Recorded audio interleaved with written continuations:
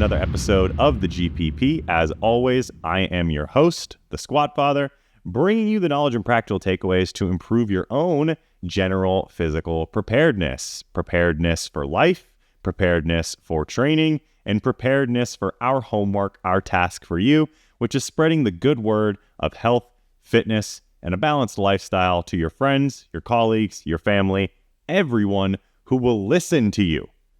We are essentially the Jehovah's Witnesses, Witney of the fitness world. We're knocking door to door, letting people know that getting your steps in, eating plenty of protein, resistance training on a regular basis, and challenging your cardiovascular system is the best way to not only put more years in your life, but put life back in those years. That's some scripture right there. Coming at you with episode 25 today for all of my viewers here who maybe are fans of the Hunger Games. This is a quarter quell episode, which means that once I've gone through everything, once I've worked through the full episode, I encourage you, champions of the GPP, to start killing each other. I think that's how that worked in Hunger Games. It was like the past champions came back and only one survived, something like that. I think that was how it worked. Quarter quell every quarter. So yeah, 25 would be that. So go down below, comment some goofy stuff, some stuff that you think might upset people. Hit that like button, share it with your friends, encourage them to also comment their favorite goofy stuff, and then start fighting with each other, committing acts of metaphorical violence, never real violence, in the comment section. Today's episode is packed. It's probably my biggest asset share to date. I've been screenshotting like a madman over on the Instagrams. So I'm not going to go through every single one. We're just going to get straight to the ad read, and then we're going to jump ahead to memes and things. Today's episode sponsor, as always, our friends over at Stay Gifted Media. You probably have a business, a side hustle. The time has never been better to start a side hustle. You need a website. You don't want to put it together on Squarespace or I don't know how to navigate this and how do I host it and what server should I put it on, blah, blah, blah. Don't deal with any of that. Focus on what you know, what you do best. You are a plumber. You crochet weird shit for people on the internet. You make artisanal cutting boards. Do that. Let Stay Gifted Media do your website design for you. He is your man. On top of that, you need photos. The world runs on media. Media runs the world, whether that's video, photo, editing, all of that. This is your guy. Let him handle all of that so that, again, you can focus on your cutting boards. Speaking to the large majority of our audience, which are small business owners in the field of making cutting boards, I guess. So don't skimp. Hire a pro. Your pros. More information can be found at the link right there.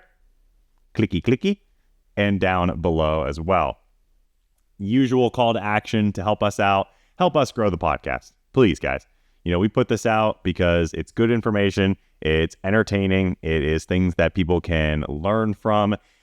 And of course, actionable advice so that they can improve their health and fitness. It's the same thing that you're most passionate about. Please share it with others. Let this be their bridge into the world that has enriched your life so much and brought you so much joy. So rate, review, send it to your friends, subscribe to us, do all of that good stuff. And if you haven't done so already, please leave us a 5-star Google review at Gifted HQ. And our newest is going to be over at Gifted Academics. We convinced the people at Google, suckers, that we are an actual academic institution with an address that just so happens, I think, to be my house, or maybe Jake set us up a fake P.O. box or something. Use some pictures of me tutoring Jake. Please leave us a 5-star review. That helps us get our certification preps out to as many people as possible. Now, if you are a lifestyle client, meaning that your goals are to improve your health, maybe lose some weight, build some muscle, get a little bit stronger, just feel better overall, we just posted our free lifestyle seminar, 100% free of charge, over on the website. Jake can link that to you as well.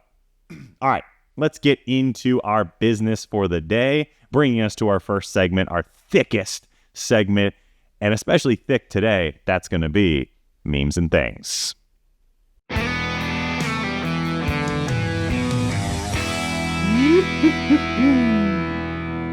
Memes and things. Okay, first meme and thing. I've been sent this now a grand total of, I don't know, probably either somewhere between 69 and 420 times. And that is this Menno Henselman's post. So Menno's post here is, a recent study, cardiorespiratory and aerobic demands of squat exercise coming out of what looks like Japan, recently published August 8th, 2024. So a very new research article that basically looked like the oxygen demands or the aerobic demands of squatting, specifically high repetition squatting. So you can kind of read the caption here. A group of seriously trained men, no research article, no study uses the term seriously trained. The fuck does that even mean? Nonetheless, 5 sets, 10 full rep squats, 65%, much like boring but big, don't know what that is. Modified German volume training, not really. Reaching 100% of VO2 max, and the stronger lifters, 94%. So we do see a strong level of aerobic demand there based on that VO2 max. So people are saying, oh, well, now all you really need is squatting, specifically high repetition squatting, to stimulate the aerobic system. And yes, that is face value true, but applied in an applied setting, it is not true. So people have been sending me this and they're like, Menno is an idiot. Like, this is stupid. This is a poor interpretation of this study. And you're missing the point here, guys. Menno is not stupid. Stop telling me that he's dumb, because he's not dumb. He's doing this for a very, very specific reason. And the people that are telling me that Menno is dumb are the same people that are telling you that Joel Seedman is dumb. These aren't dumb people, and I'm almost 100% confident that Menno knows that high rep squatting is not enough of an aerobic stimulus to create any meaningful adaptations outside of complete beginners. If you've never lifted a weight in your entire life, never worked out in your entire life, never done cardiorespiratory training in your entire life, then yes, high rep squatting will give you small amounts of aerobic improvements. We talked about this in one of our last rapid reviews for the CISSN. Jake can link that so you guys can go watch that as well. The myth of lifting weights for cardiovascular adaptations only works in beginners. Now, Menno knows this, he just doesn't care, because look at the metrics on this post. 11,000 likes, it's got 20,000 plus shares. The comment section is absolutely lit. This set the algorithm on fire. The same way that Joel Seedman's posts do. Joel Seedman has conceded that the exercises that he puts in his videos, the ones that garner the most views, shares, likes, comments, all of that, are not the exercises that make up the majority of his training. He's posting them for engagement. He's admitted this. And I'm sure Menno, if push came to shove behind closed doors, would admit that he's doing something similar with this right here. Menno's a smart individual. He knows that high rep squatting is not an aerobic training bout. Now, everyone has just posted, look how stupid Menno is. What an idiot. High rep squats that's cringe. That's stupid. Let's go a step further, because Jake is going to clip this for me, and we're going to talk about why exactly everyone is taking the wrong angle on this. Now, what everyone has failed to explain in saying Menno is stupid, Menno is misstating the research, again, something that he knows, what you're missing, you're failing to explain in your personal attacks, is the physiology of why this isn't the case. If you look at any and all research on the topic of aerobic and cardiovascular adaptations, you will see that you need sustained cyclical bouts of fitness, meaning longer exposures or long exposures to specific heart rate zones. Alec Blennis touched on this in his post. Yes, they reached 95 or 100% of VO2 max, but the length of that effort was so short that it wouldn't be sufficient to drive adaptations in the direction that you want. A 20 rep max set of squats will spike your heart rate. It will increase oxygen demand of the body. You will then, in turn, recover mostly via aerobic pathways during your rest.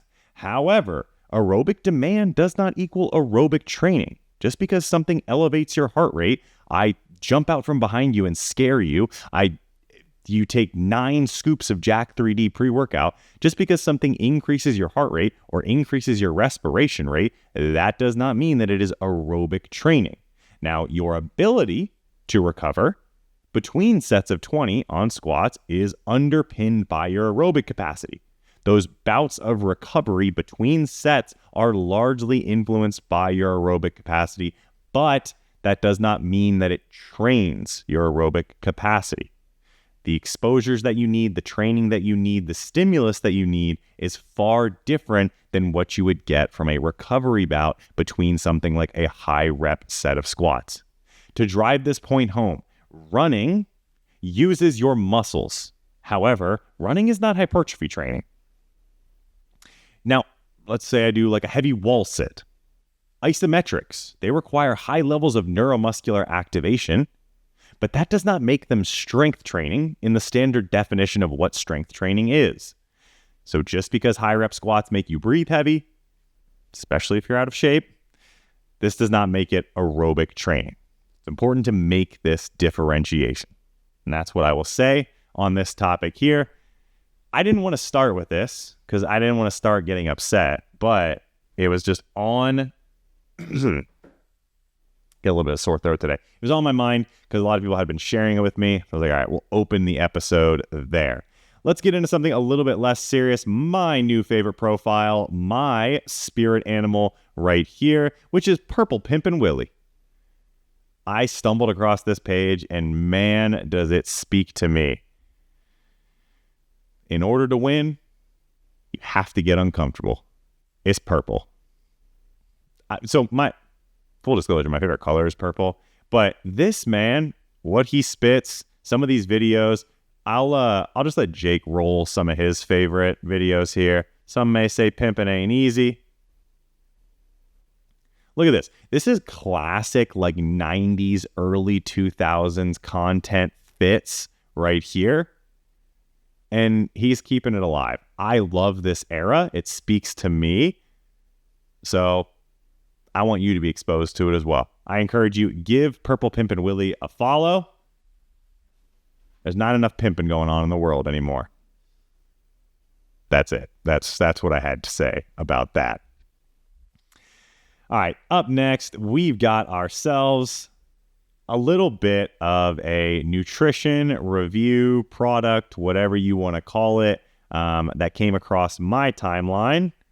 And largely because of the slogan. So someone posted this. I think it's out of Australia. It's called Sweet Guts Chocolate. It's made by a company called Gevity. I don't know what Gevity is. RX. So it is a chocolate bar, and 14 grams of fiber per serving.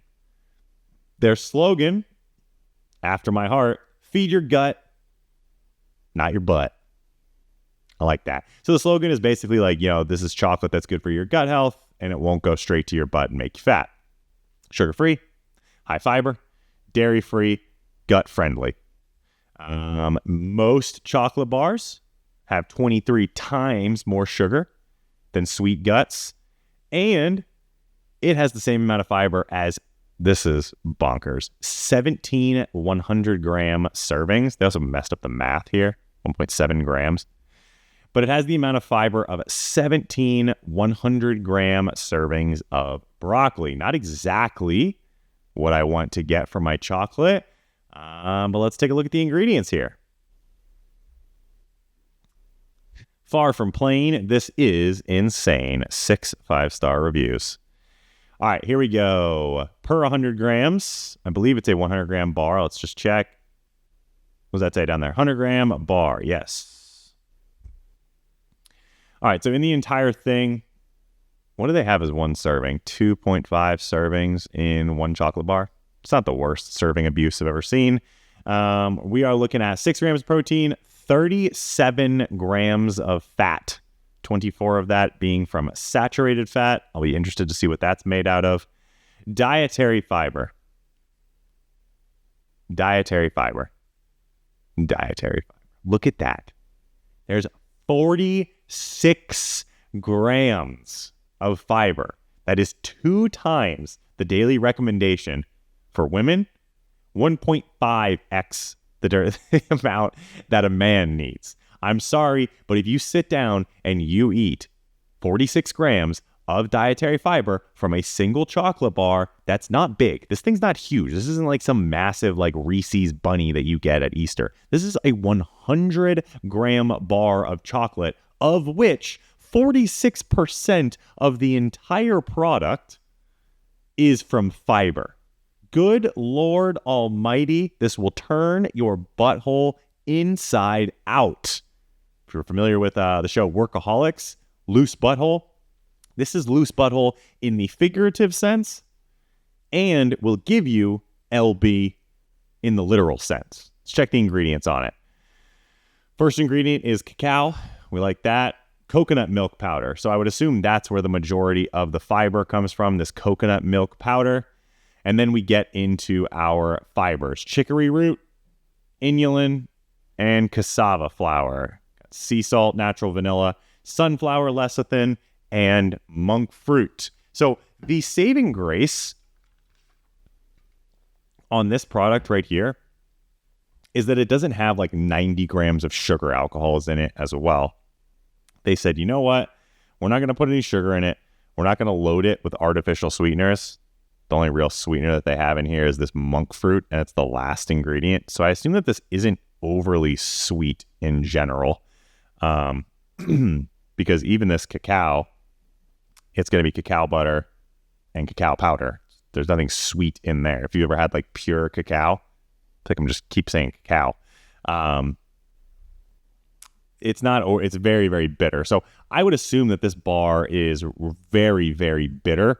And even these prebiotic fibers that are being added aren't going to offer much sweetness. So a saving grace here is the fact, and they highlight it down here, is that there are no sugar alcohols. So while you won't get the laxative effect that you would get from the sugar alcohols, you're going to get somewhat of a street sweeper effect where these 46 grams of fiber are essentially, a lot of those being insoluble, like your chicory root fiber, your inulin. A lot of those are just going to basically plow straight through your digestive system. And I do think it's interesting that they claim that this is, and I would like to see the split of soluble versus insoluble fiber, but it's tough to make a case for 46 grams of fiber in one sitting being something that's good for your digestive system or good for your gut health. Usually speaking in a gut health sense, what we want to see is a variety of fiber from different sources, like a fruit and vegetable rich diet, as opposed to just hammering your gut with 46 grams of fiber from some strange chocolate bar. I do want to see something else. You can't even make this stuff up.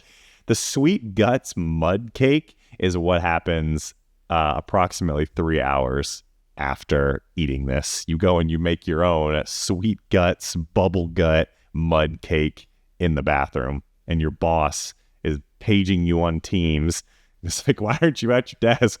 Why aren't you at your desk? You've been in the bathroom for the past 4 hours. You're not getting paid, and you're fired because you pooped too much because you had this Sweet Guts chocolate. All right. I didn't know this was down here, but I'm very excited to click this. How much should I consume? This is chocolate you actually should consume daily. No sugar, no bad stuff, packed full of prebiotic. A couple of squares, a row, or 3. Listen to your body and go with what is right for you. Guilt-free. Will Sweet Guts give me diarrhea? Nope, no disaster pants. We promise. Oh, it was largely due to sugar alcohols. They're not wrong. Alternatives in low-carb keto treats. Yeah. Another common culprit is dairy. But they say they're using prebiotic fibers. I don't think it'll give you diarrhea. It won't do good things for your stomach. All right, I want to see... What the fuck is body glue? Hold up. I want to go back. Go back. All right, so they've got different flavors. So regular chocolate. I want to see this caramel flavor, what it's sweetened with. No sugar alcohols, ingredients. Oh, they just throw like natural flavors in there. Okay, never mind. nothing entertaining there in terms of what you would expect in terms of artificial sweeteners or anything like that. So, this stuff, if you had it, let me know.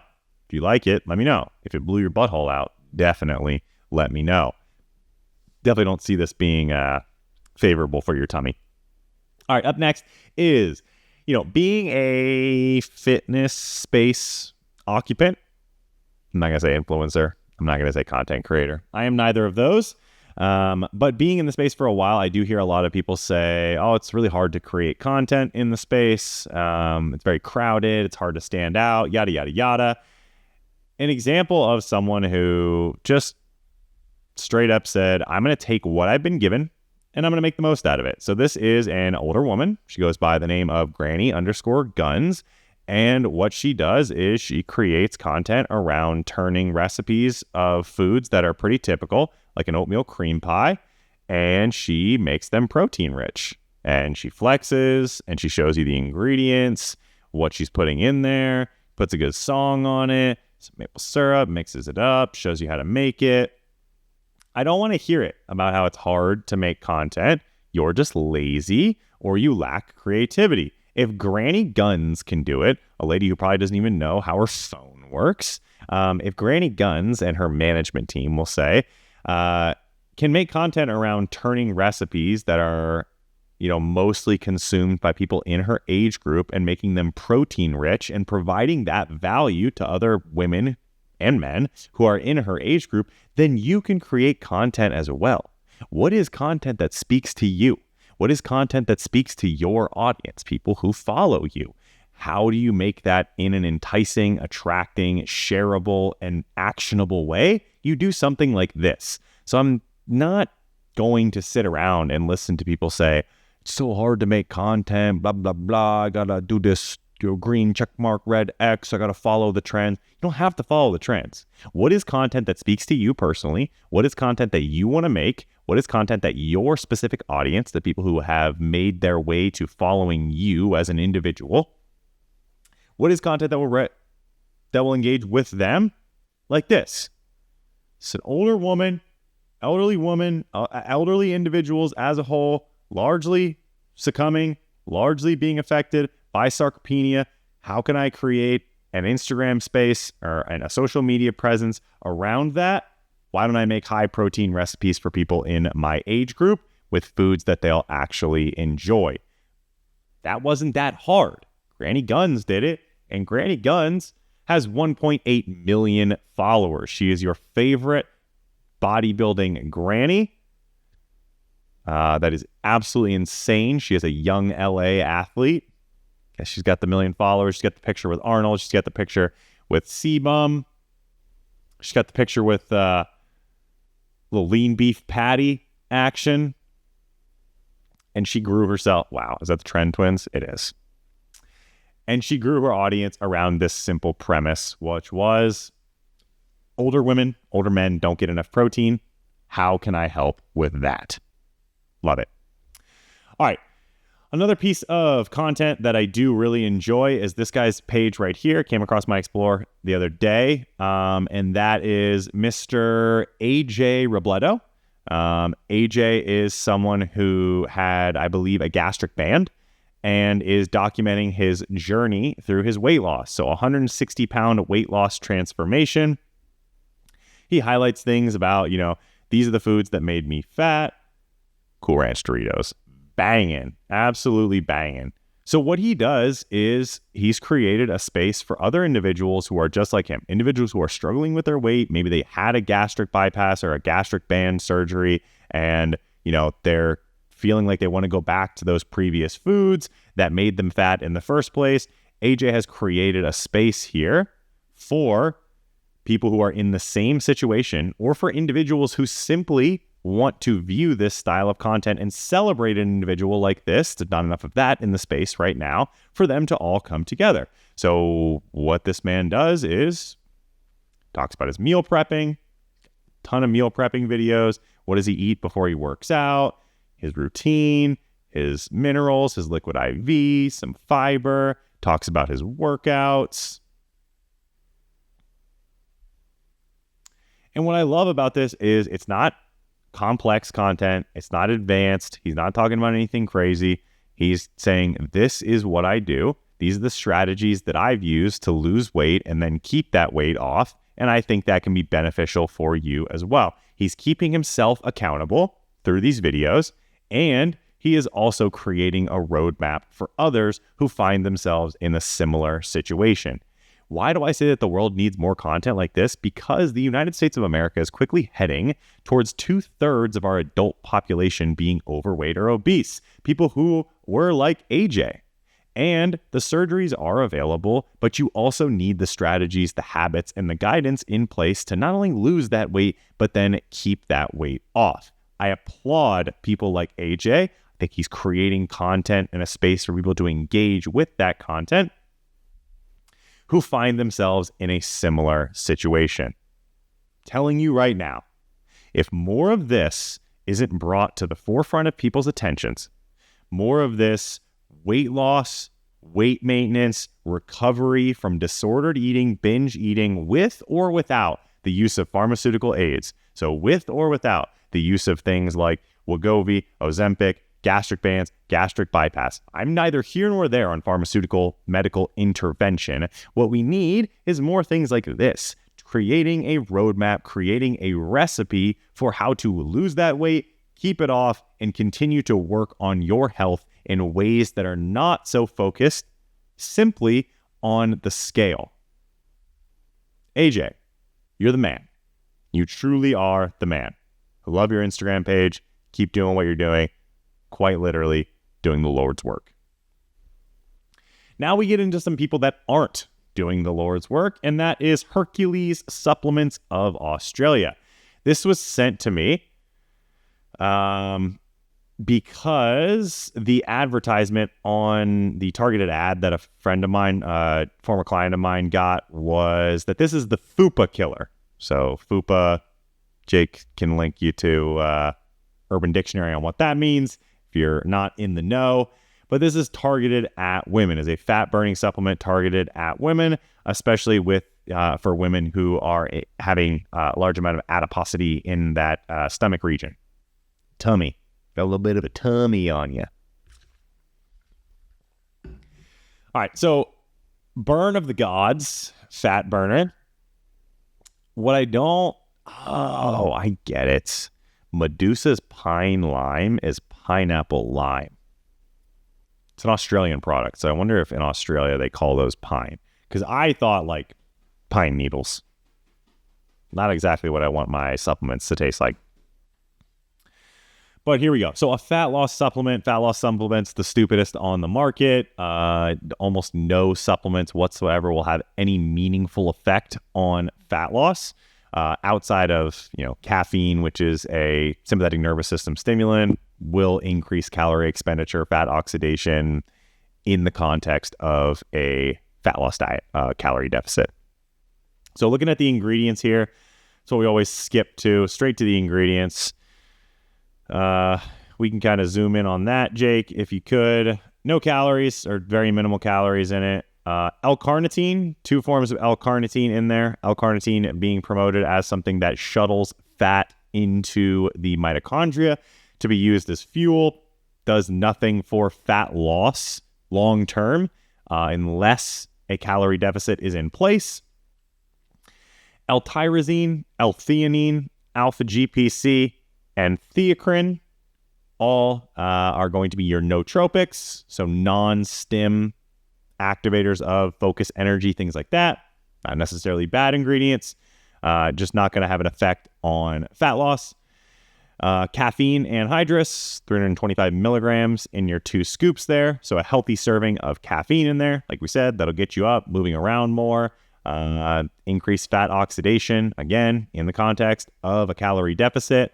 And other than that, we see GBBO, grains of paradise, black pepper extract, vitamin B12. So in terms of ingredients here that will have a direct impact on metabolic rate in a favorable direction if the goal is fat loss, there is one. It is caffeine. You can get that same amount into K-cups, which will cost you $1 to $1.50. Whereas 30 servings of this, it's not even 30 servings, is it? Hold up, let me check. Serving size, yeah. So 30 servings here, we're at $2 per serving. That's without tax, shipping, and all of that. So you can get the same effect. It's actually decently priced. Honestly, for 30 servings, I would expect this to be like $75 if they were really raking people here. But regardless, the $59 price tag on this doesn't really make any sense. You can get that amount of caffeine. Again, the only ingredient that's actually doing anything. And then you can just focus on the things that matter most. So people will say, okay, well, something like this isn't a net negative because it doesn't take away from fat loss. And that is true in a vacuum. But what this does, what supplements like this do is they affect fat loss in a negative direction twofold. They give individuals a false sense of security that this will act as their calorie deficit. They no longer need to control their diet because they're taking fat loss supplements, and those supplements will override any dietary choices that they make. Point blank, that is not the case. Secondary to that is that individuals will think that this takes the place of, actually building in good habits. So they think that this is the calorie deficit. And secondary to that, they don't need to build any of the habits that, build in, or I won't say build in, that sustain a calorie deficit and habits around that long term. So twofold, this is a negative. Twice over, this will influence people, not directly via their metabolism or their fat oxidation or anything like that, but this points people in the wrong direction. And it wastes time, money, effort, mental energy on something like this when they could have spent this money hiring a coach, could have spent this time, saved the money, and then spent this time doing research on what actually influences fat loss. That is why I am a huge skeptic of the supplement industry as well. I think it takes money from people, which always sucks. And then it takes their time away from focusing on things that will actually deliver results. So is this a FUPA killer? 'Tis not.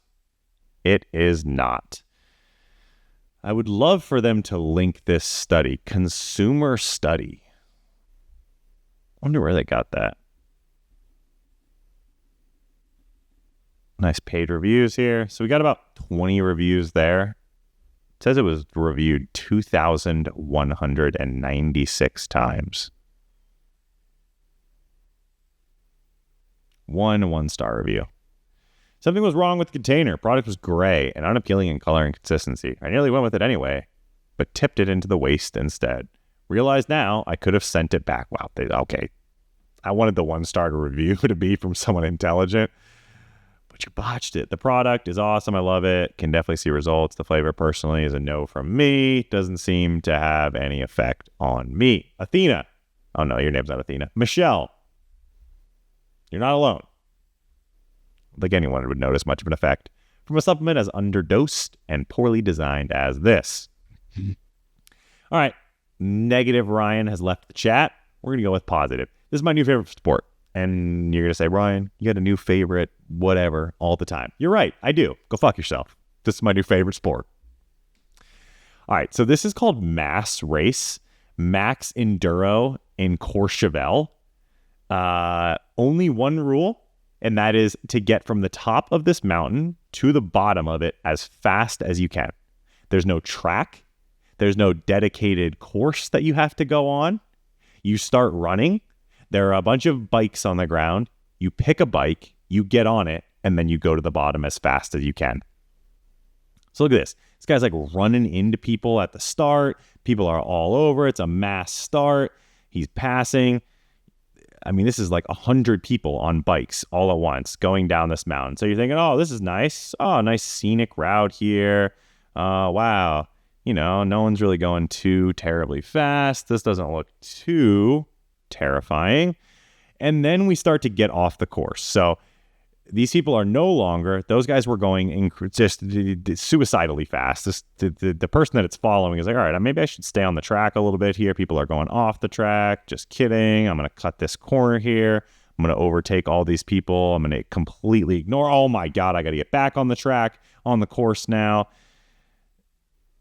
And then he's back off.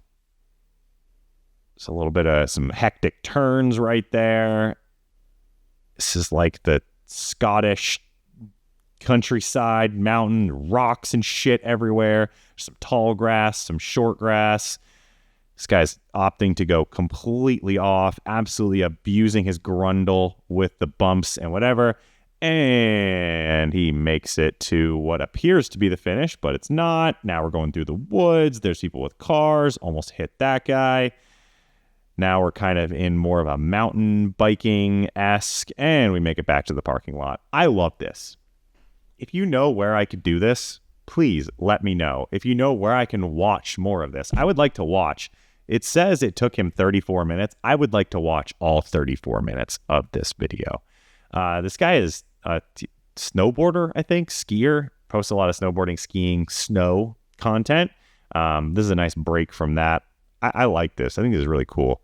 Courchevel Sports Outdoor. Let's see where this was. It's a sports club. I don't know where Courchevel Sports is. Man. Oh, they offer it for kids? All right. Because I was going to say, listen, there's a really good chance that I die doing this. Fall, hit my head, die. But if it's okay for kids to do it, then I'm confident in my abilities. So I'm going to find this. I'll document it. Let you guys know how my mass race goes. If you never see another episode of the GPP, you'll know it's because I'm either dead or brain dead from my fall. Me, personally, I'm off-roading the entire time. The entire time. I'm going all over that course. I'm cutting people off. I'm rubbing tires with people. I'm getting wild on that. That's a lie. My bike riding skills are poor at best. All right. I found this one popped up in my Explore page, and it brought me back to an era of content creation, of posting on social media that was 100% good-spirited, inflammatory posts. Menno is not posting. I'm going back to our first. Menno is not posting. Joel Seedman is not posting in good faith. Their engaging content is purely to drive comments, likes, shares, and a lot of screaming and infighting among the community. This is harmless. This is good, harmless fun right here. The reel says, why is everyone always worried about depth? Do people not realize the more depth you get on your squat, the harder it is? If you want to squat more weight, just don't go down as far. Guy's got 455 loaded. He's a relatively skinny fellow. He's doing it in the dunks. I like this. I like this style of content because it's very obviously satirical. It's very obviously funny. And there are still people that are going to get very influenced. Of course you could squat more, blah, blah, blah. Don't you realize that it's easier to bench if you don't touch your chest? Don't you realize that it's easier to deadlift if you don't lift it up all the way? So you still get the people that are upset and that are just can't handle the trolling. But then you get a lot of people that are engaging and taking it even further. Actually, if you don't remove it from the rack, you can put all the weight on that you want. I squat 800. I just don't go very low. Prefer not even squatting the weight. Load it and tell everyone I did it anyway.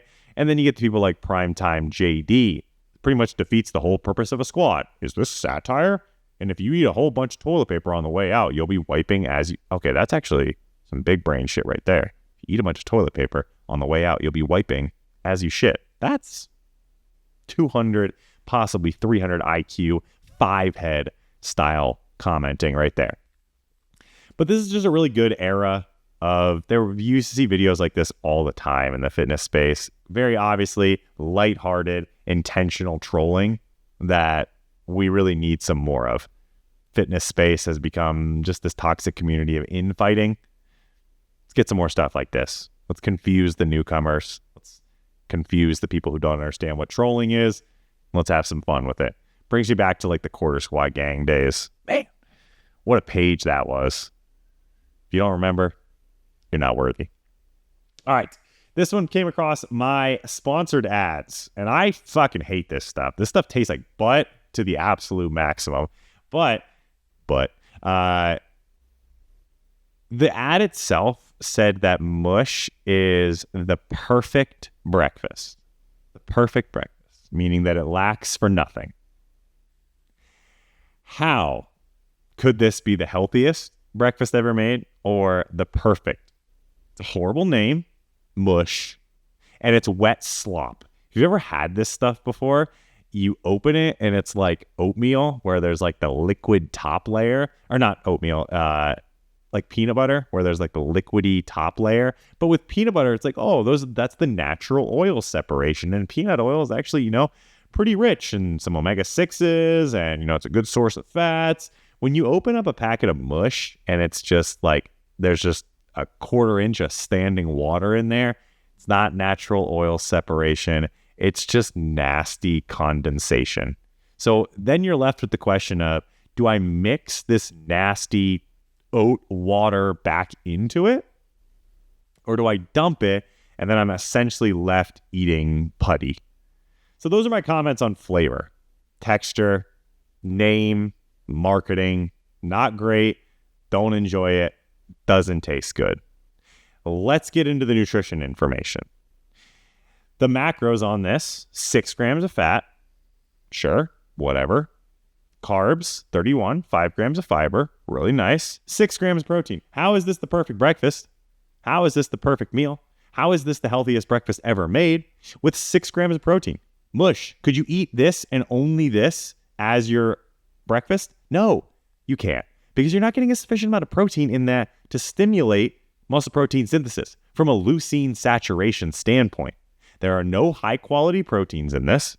And if you're like, well, we're developing a new one where we mix in whey, then the whey is doing the heavy lifting and the oats, the mush is doing nothing. So this is expensive. The name sucks. Tastes like butt. Weird 1/4 inch of tepid, disgusting water on top. Marketing of making it the healthiest breakfast ever made is flat out incorrect, and you don't get enough protein for it to actually matter. Make your own overnight oats at home. You want to eat this, eat it with some eggs as well. That's fine. This alone is not the healthiest breakfast ever made. Period. Sorry. Oatmeal alone can't be your entire breakfast. It's not allowed. If you're a client of mine and you're listening to this and you're like, well, I'm just going to eat a couple packets of mush for breakfast. No, you're not. No, you're not. You're going to eat some protein like a good boy. Now, what mush might do for you is a segue into our next piece of content, going from something that I dislike to something that I love, and that is this fella right here, Samskaras Yoga. I do believe that he is of Indian descent, and I'm not great with names like that, so probably butchering the name here. It's okay. I'm just a white guy. I don't understand. I am not culture. My culture is mayonnaise. My culture is actually Miracle Whip. Yo, Miracle Whip slaps. Speaking of white people's culture, I saw a reel from an African-American fellow who I wish I could have included it on this. I just didn't screenshot it. Sorry, Jake. And the question that he asked was when white people stopped making phrases. And it's actually an incredibly good point, because white culture was like, what in tarnation? You're walking on thin ice was an example that he said. It's like leaving the house without your car keys, going back and then showing them to everyone and be like, not getting very far without these. We, white folks, used to make really good sayings, and we just stopped. We haven't done that anymore. And we're stuck in an era where Zoomers are talking about skibbity and riz, and we've gotten away from really, really good stuff like wood in tarnation, like regularly using the word buckaroo. Whew. Those were heated. All right, let's get back to the content here. So it's fart yoga. Obviously, that's going to appeal to me. And this is a pose that this individual says can release gas. 20 reps here, do it 5 times. I'm pretty sure this is just like a Russian baby maker, right? So if you're feeling bloated or gassy, try this. Inhale, bring your right knee towards your chest, hold your knee with both hands, pressing it towards your stomach, lift your head, try to touch your nose to your knee. Hold the pose for a few breaths, feeling the stretch in your abdomen. Exhale and release the pose, and release with your left knee, or repeat with your left knee. Okay, everyone go ahead and give this a shot. Let us know in the comments. Did it get any farts out? When Peepo was a baby, we used to kind of do this to him laying on his back. We would push his knees in like this, and that would sometimes get gas out. But adults, Russian baby makers, is something that I use when I'm warming up for a squat session. I can't say I've noticed a lot of gas releasing, but hey, here's my test to you. Go eat some of that Sweet Guts chocolate, sprinkle that on top of a nice little bowl of Mush oatmeal, the healthiest breakfast ever made, and then do your fart yoga and let me know how that goes. That's like a full morning of weird internet fitness, health, and nutrition stuff right there. That's good. This guy's profile is also like just kind of like a really good place to exist if you've got 30 minutes. Side fat loss. Get on your knees and flail back and forth, and you'll lose your love handles. So yeah, you can just kind of scroll through this guy's stuff.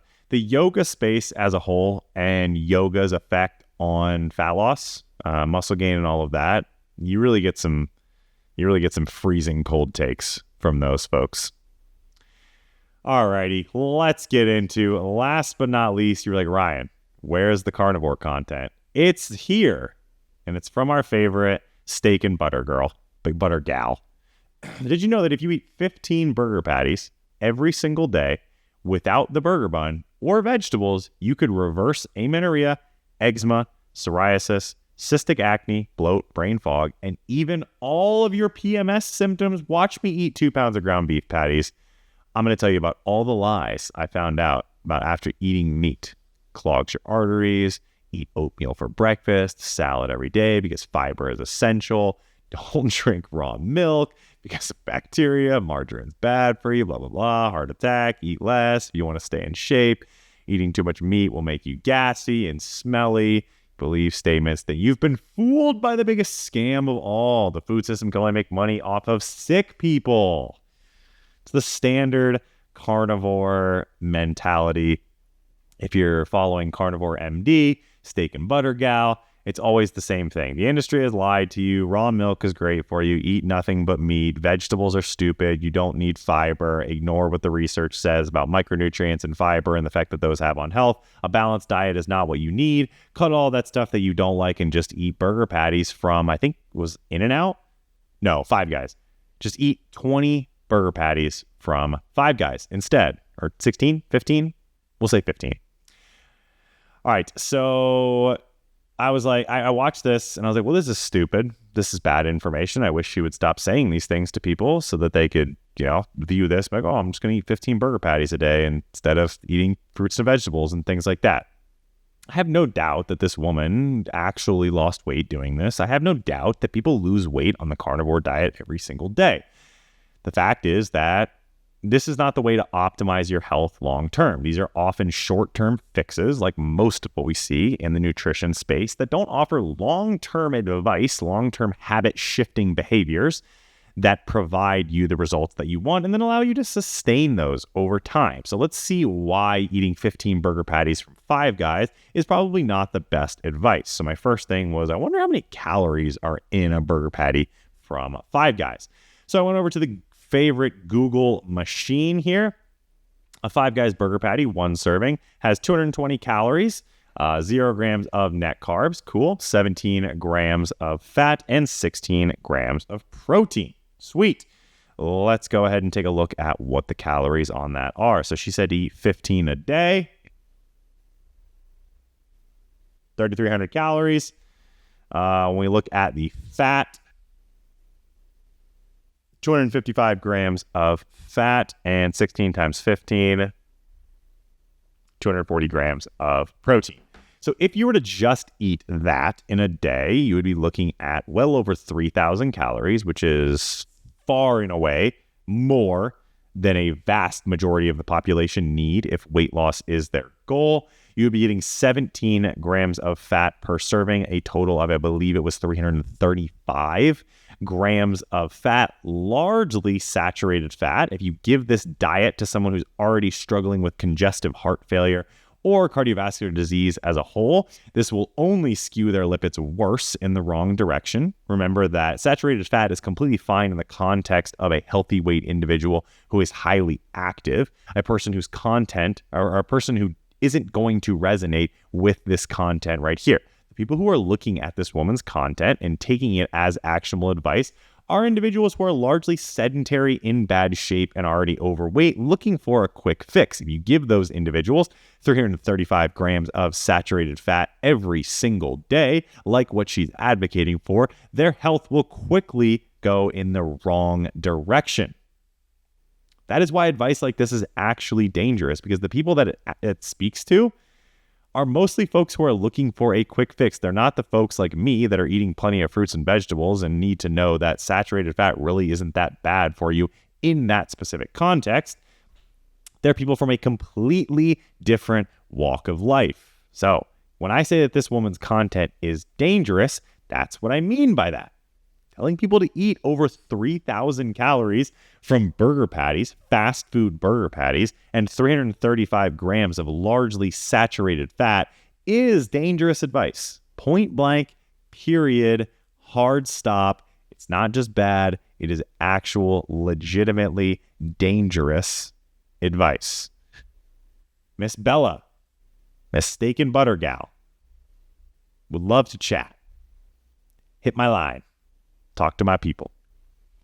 And with our carnivore segment out of the way, that brings us to our next segment, our Instagram grower, YouTube shower. What I'd like to highlight today is our group coaching program. Our beta test is now live. $49. $49. That's it.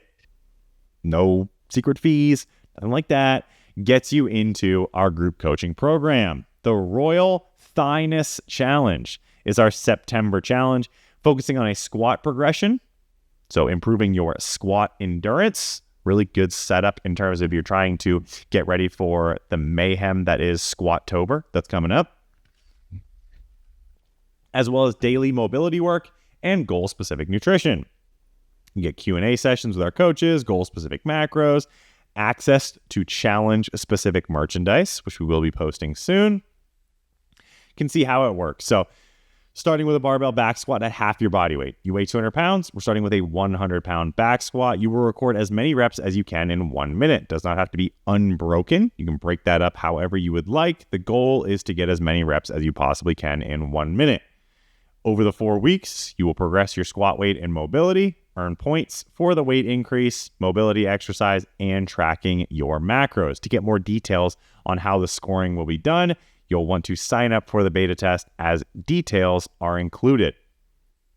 Submitting your final squat video for judging from our coaches on 9/24, and you can win 1 year of GoWOD mobility training. 10% of all proceeds will also go to Laws for Paws, charity of choosing.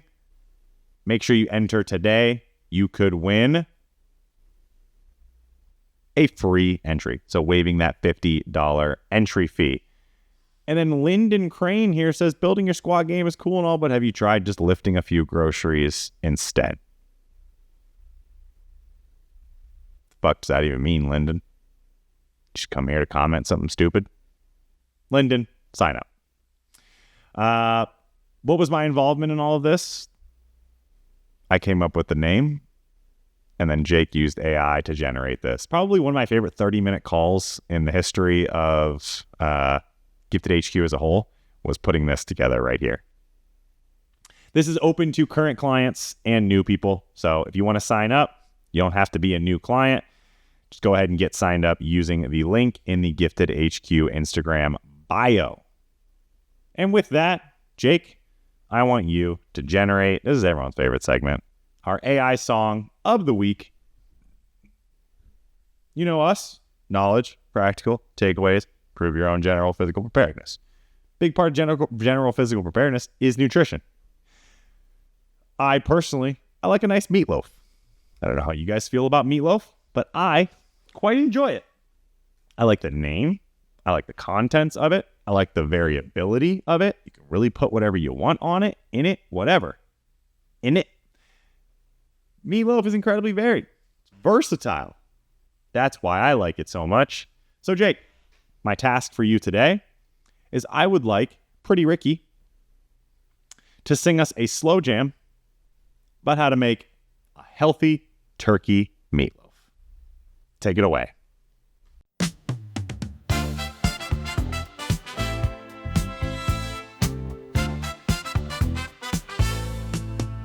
Got the ground turkey in my bowl. Mixing spices makes me whole. Secret sauce, it takes control. Healthy meatloaf on a roll. All and on, I'm feeling proud. Best in town, it's allowed. One bite, girls' heads in the cloud. Healthy eating shouts out loud. Turkey and meatloaf stealing hearts. Healthy love, it never parts. Takes one taste just to start. Turkey magic, pure art. Came to show the world my style. Healthy twist, it's been a while.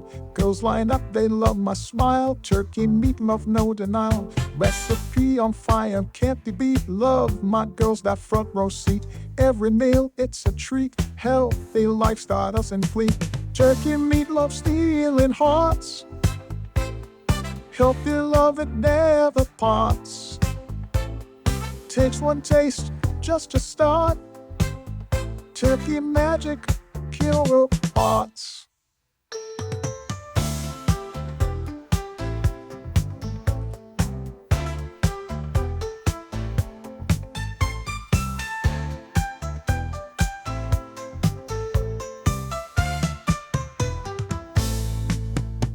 Came to show the world my style. Healthy twist, it's been a while. Girls line up, they love my smile. Turkey meatloaf, no denial. Recipe on fire, can't be beat. Love my girls, that front row seat. Every meal, it's a treat. Healthy lifestyle, us in fleet. Turkey meatloaf, stealing hearts. Healthy love, it never parts. Takes one taste just to start. Turkey magic, pure arts.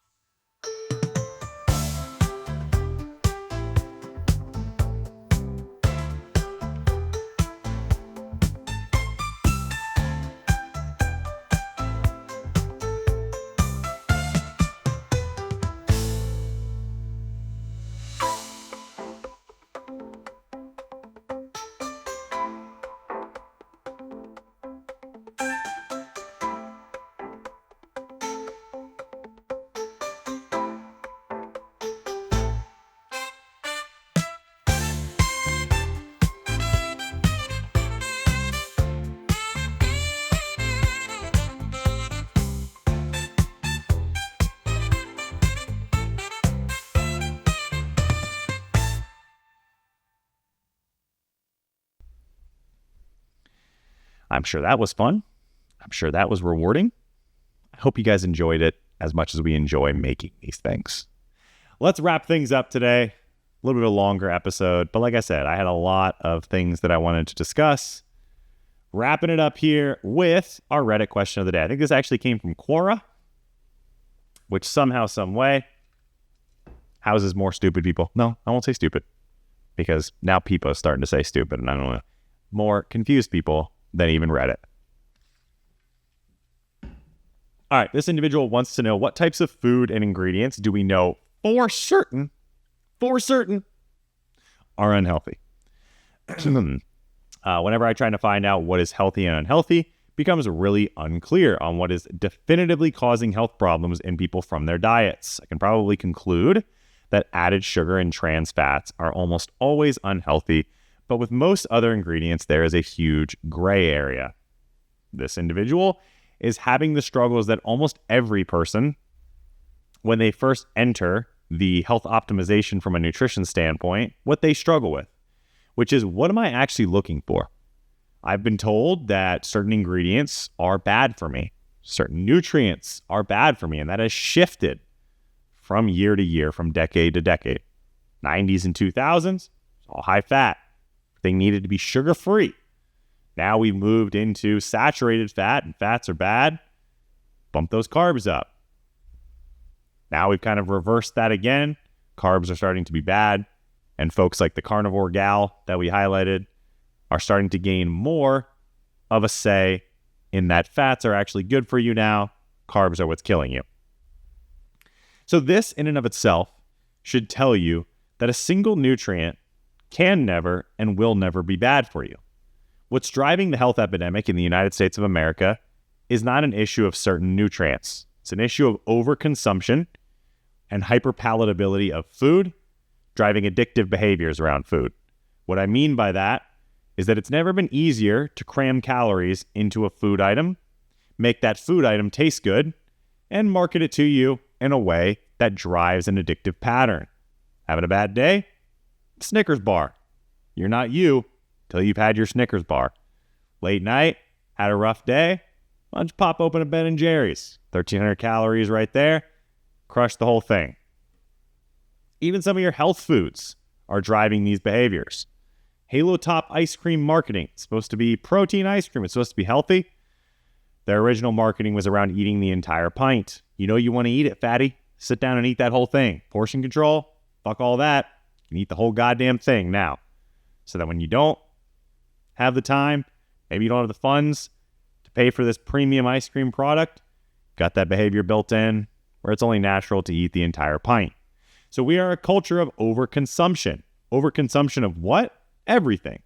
Protein, carbohydrates, fat, all of it together.